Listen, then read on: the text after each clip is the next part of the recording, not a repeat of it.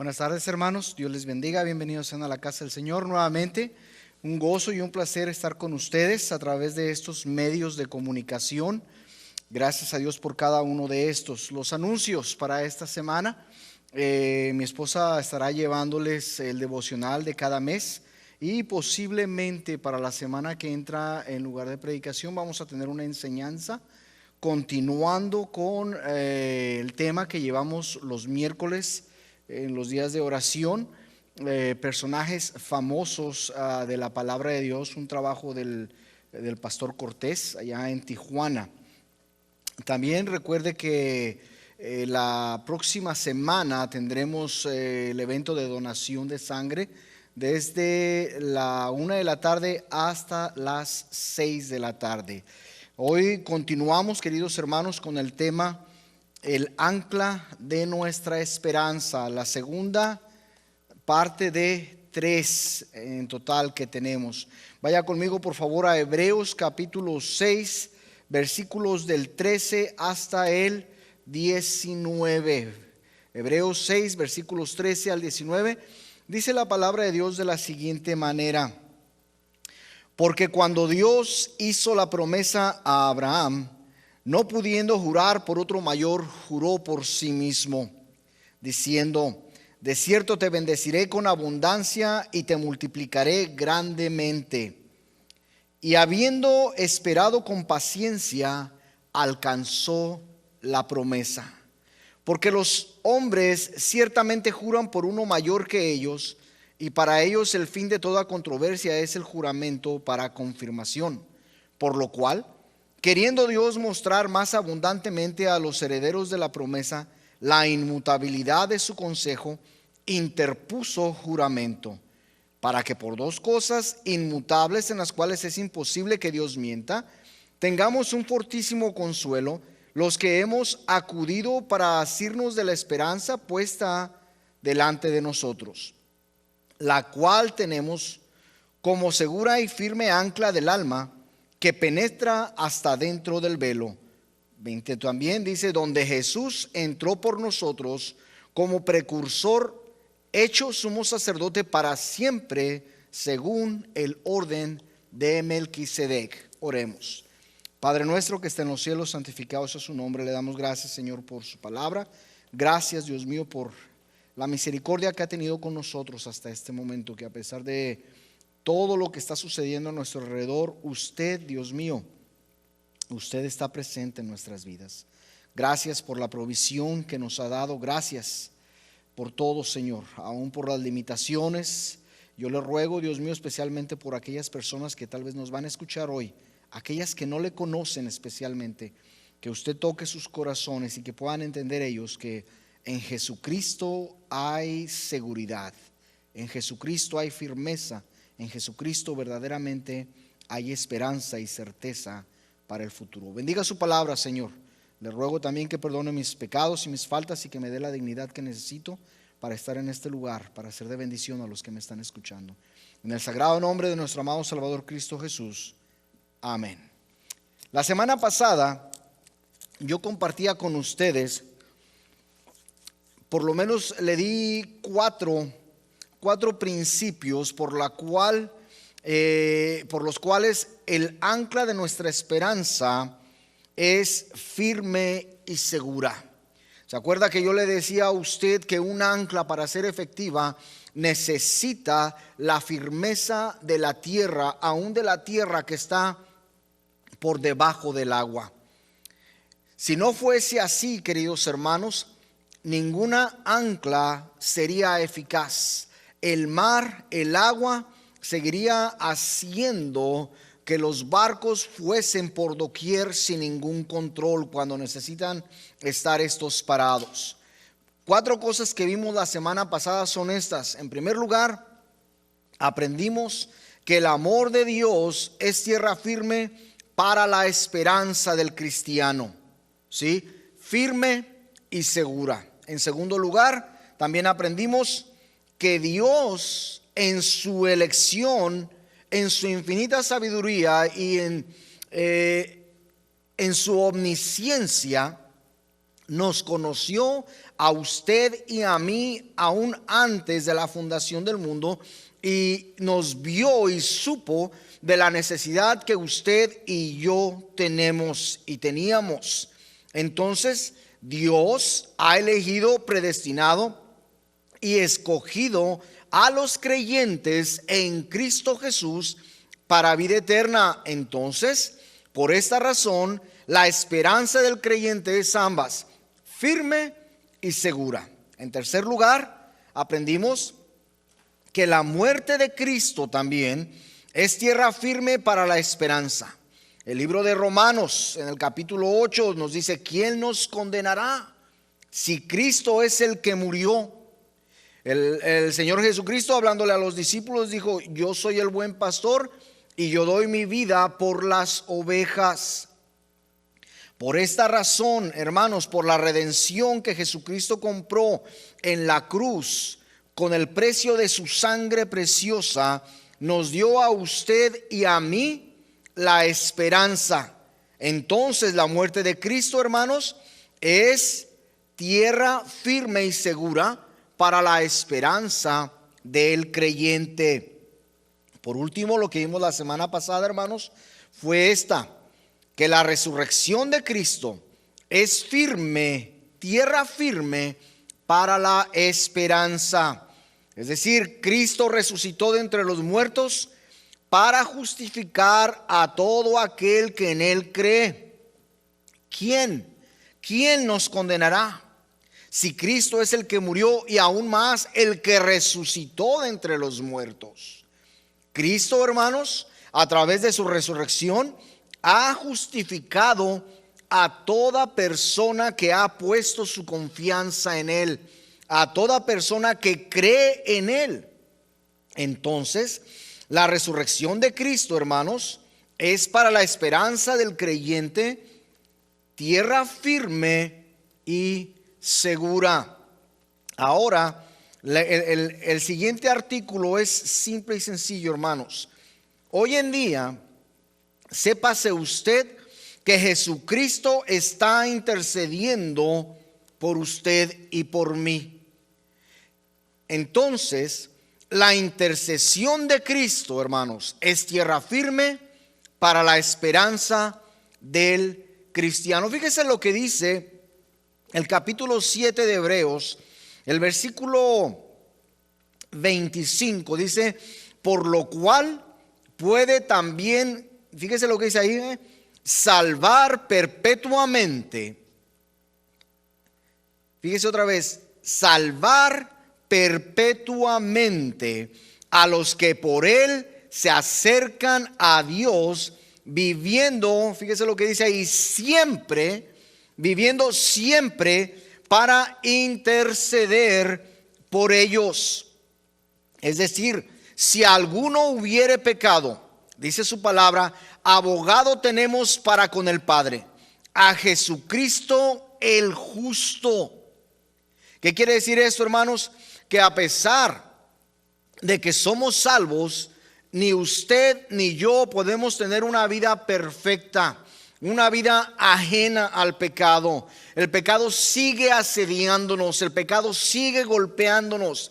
Pero viene el día, hermanos, en que nuestro cuerpo carnal con tendencias al pecado será transformado, dice su palabra, en un abrir y cerrar de ojos, y finalmente seremos de la misma manera que es Cristo, con un cuerpo glorificado, con un cuerpo, ahora sí, hermanos, ajenos al pecado. Y esto, hermanos, cuando hablamos de que Cristo intercede por nosotros, es importantísimo. A veces pensamos usted y yo que porque hemos recibido a Cristo habremos de vivir una vida perfecta, y eso, queridos hermanos, es imposible. Aún el mismo apóstol Pablo lloraba ante el Señor y decía: ¿quién me salvará de este cuerpo de decadencia, de este cuerpo de pecado? Que cuando quiero hacer lo bueno no lo hago, y lo malo que no quiero hacer, eso es lo que estoy haciendo. ¿Sabe? El mismo apóstol Pablo entendía ese problema en el que él vivía.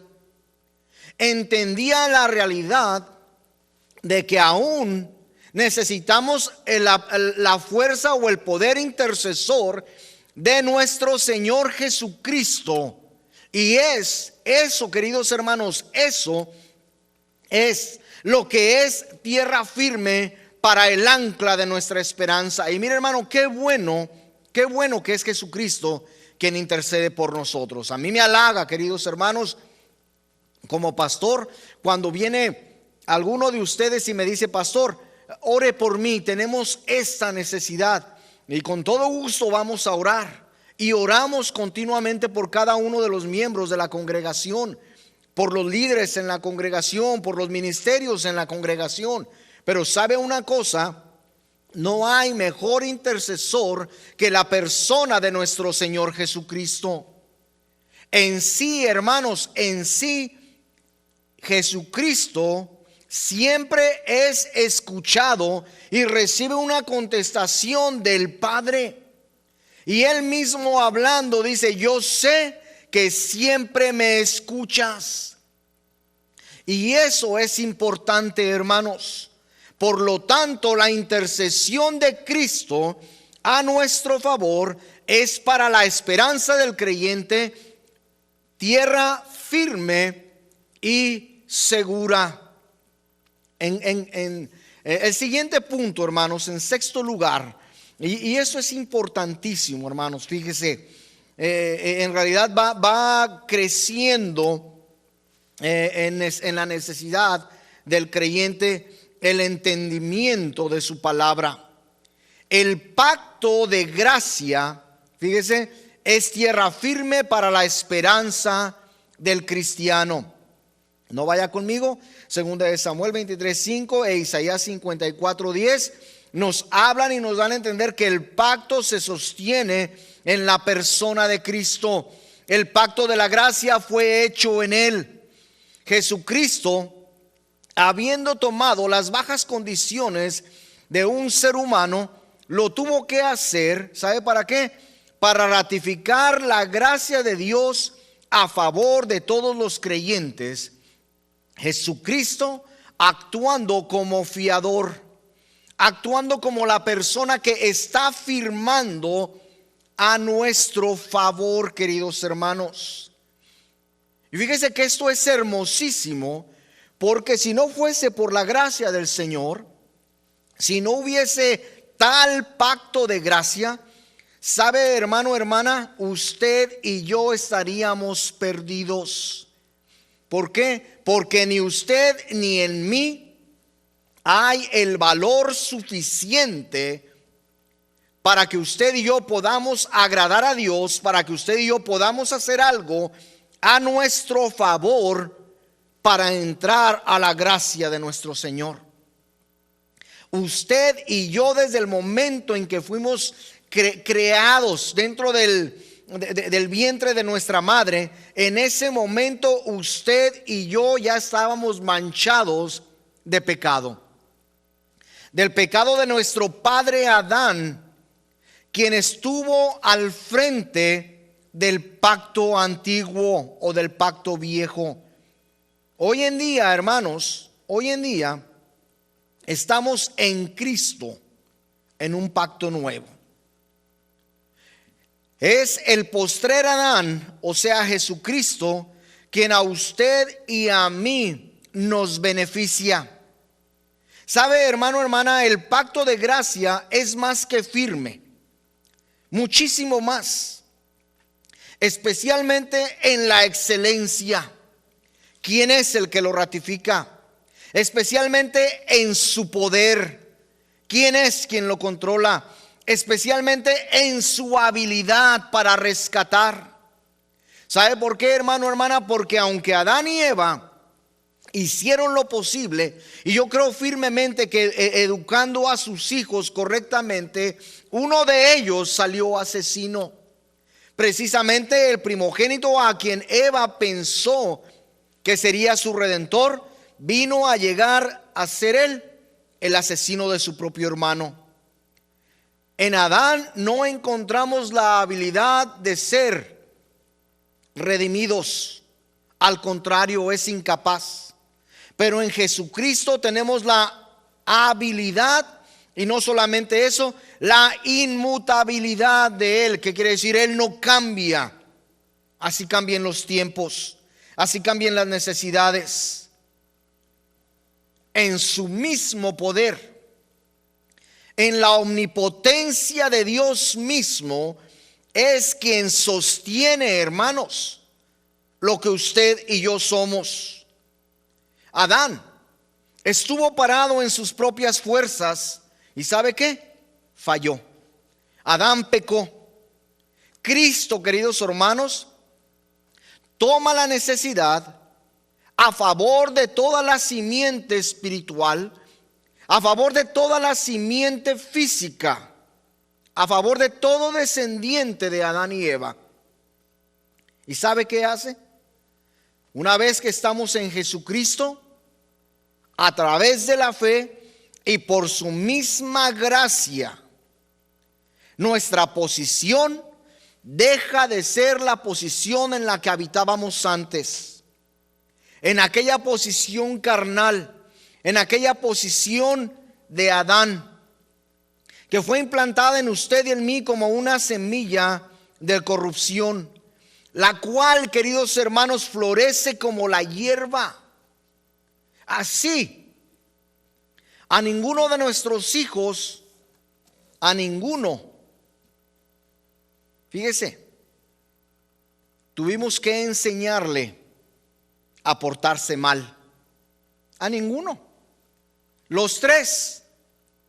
Lo primero que tuvieron que aprender de sus padres, a veces yo hubiera querido que lo primero que era hablar y a decir te amo o algo, lo primero que tuvieron que aprender de nosotros como padres, nuestros hijos, fue la palabra no.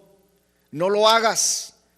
A veces mi esposa se molesta y se enoja y le digo, Emma, le dije, no lo hurta, lo hereda, tiene el mismo carácter que tú. Y luego me dice, bueno, no soy la única que tiene mal carácter, lo hurta y lo hereda de ambos. Y esa es la verdad, queridos hermanos, especialmente con el más joven de la casa, con el más chico, duro de carácter, enojón, recio, y le viene de los padres. ¿De dónde cree que viene el pecado en nosotros, o esa semilla de pecado? De nuestro padre Adán y de nuestra madre Eva. Queridos hermanos, cuando Cristo se hace el fiador del nuevo pacto de la gracia, queridos hermanos, no es como el primer pacto que Dios hizo con Adán y Eva, en el cual tenía que sacrificar un animalito cada año, en el cual tenía que hacer una expiación por el derramamiento de la sangre de ese animal inocente. No. El versículo que acabamos de leer en Hebreos nos enseña que entró una sola vez para siempre. Del versículo 26 en el Hebreos 7 dice: porque tal sumo sacerdote nos convenía, santo, inocente, sin mancha, apartado de los pecadores y hecho más sublime que los cielos, que no tiene necesidad cada día, como aquellos sumos sacerdotes, de ofrecer primero sacrificios por sus propios pecados y luego por los del pueblo, porque esto lo hizo una vez para siempre. Fíjese lo que dice ahí: ofreciéndose a sí mismo. Eso, queridos hermanos, ese pacto de gracia, ese hecho de que Jesucristo se haya ofrecido una sola vez para siempre a nuestro favor, representa y nos da el entendimiento que Él es tierra firme y segura para la esperanza del creyente. Nosotros, queridos hermanos, en realidad tenemos una gran necesidad de entender hoy en día que la desesperanza que el mundo está sufriendo, que la necesidad tan tremenda de salud en este momento lo ven físicamente, Pero la esperanza tremenda de salud es espiritual. Solamente la va a encontrar en la persona de nuestro Señor Jesucristo. Y quizás hay alguien que nos está escuchando ahorita. Yo quiero decirte que tú puedes prepararte, puedes estar en casa y no salir. Puedes estar en cuarentena pensando que eso te va a librar. Y esto, querida persona que nos está escuchando y que nos estás mirando, esto que está pasando hoy en día no tiene comparación con lo que habrá de pasar después de que Cristo venga por su iglesia. Yo le decía hace unas predicaciones, esto es una llamada de atención para todo ser humano, para la iglesia, para que compongamos el camino y vayamos hacia adelante predicando la salvación, predicando el tiempo justo, predicando la gracia de Dios.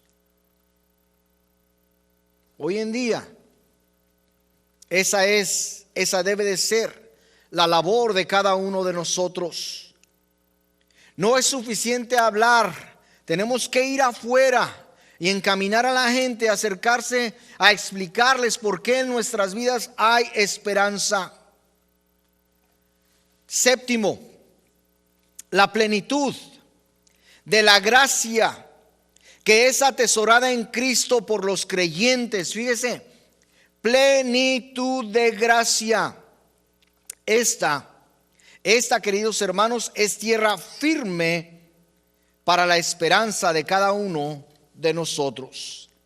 Colosenses, si usted me quiere seguir, Colosenses capítulo 1.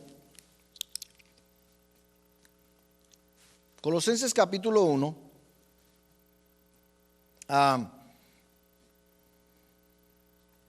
Fíjese lo que está diciendo el apóstol Pablo aquí. La necesidad que viene a cada uno de nosotros. Colosenses, Gálatas, Efesios, Filipenses, Colosenses capítulo 1, versículo 19, donde dice la palabra de Dios de esta manera: por cuanto agradó al Padre. Fíjese lo que dice acerca de Jesucristo, que en él habitase toda plenitud. A veces nosotros hablamos y decimos, bueno, Jesucristo era 100% hombre y era 100% Dios. Pero en realidad, queridos hermanos, usted y yo podemos entender la humanidad de Cristo. Y en realidad, hermanos, nosotros nos hace falta mucho para entender la deidad de nuestro Salvador. Cuando está diciendo que Él tiene toda la plenitud de la deidad, queridos hermanos, literalmente Dios habitó con nosotros, perdón, en forma humana.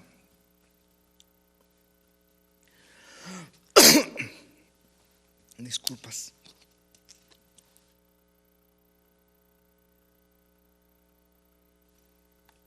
Forma humana. ¿Qué significa esto? ¿Qué significa? Que Dios mismo haya bajado a habitar entre nosotros. Realmente, ni usted ni yo podemos comprender esta realidad. No lo podemos hacer. Pero el que no lo comprendamos, queridos hermanos, no significa que no sea verdad. Dios mismo habitando entre usted y yo. Dios mismo levantando a los muertos. Dios mismo dando vista a los ciegos. Dios mismo dando de comer al hambriento. Dios mismo abasteciendo sus necesidades. Yo quiero decirle esta realidad. que usted necesita gracia este día.